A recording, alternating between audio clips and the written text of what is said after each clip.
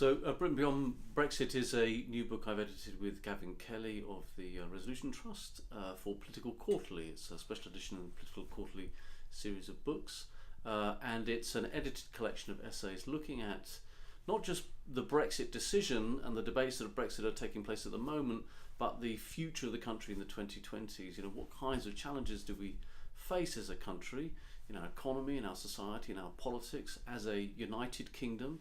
And how does Brexit and the Brexit decision affect those challenges and how we approach them? We have a really great range of academics and senior commentators looking at things like the labour market. Paul Gregg from the University of Bath written a chapter on that with Stephen Clark of the Resolution Foundation. We've got people like Maria Sobolewska and Rob Ford at Manchester looking at ethnicity, race and politics. We've got people looking at the history of the City of London, the future of our economic model, the polarisation between towns and cities in our politics, housing, energy, a whole range of subjects that go to the heart of what is happening in Britain and what will happen in the 2020s, the kinds of challenges we need to face. Brexit represents potentially one of the most important moments of kind of rupture for Britain in peacetime, perhaps even since the reform of the Corn Laws. It's a very, very big decision, and how far we move away from the European single market, from the customs union, how far we seek to strike new kinds of relationships around the world will have very big impact on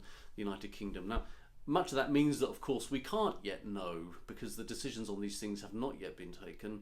And even when the current debate about the withdrawal agreement and whether we leave on the 29th of March actually takes place, there's then still a whole future relationship negotiation to take place in the next few years. So there's a lot that we can't know. In those circumstances, what we have to do is look at what things are happening underneath all that noise in politics, what's happening to our labour market, the public finances, the state of our macroeconomy, some of the kind of political tensions that have arisen and emerged between the nations of the UK, between its social classes, then also some of the continuities. I mean, Britain has demonstrated in its political economy lots of continuities across many, many decades, even before we joined the European Union. And so some things underneath all that flux change relatively slowly, and we have to identify those too.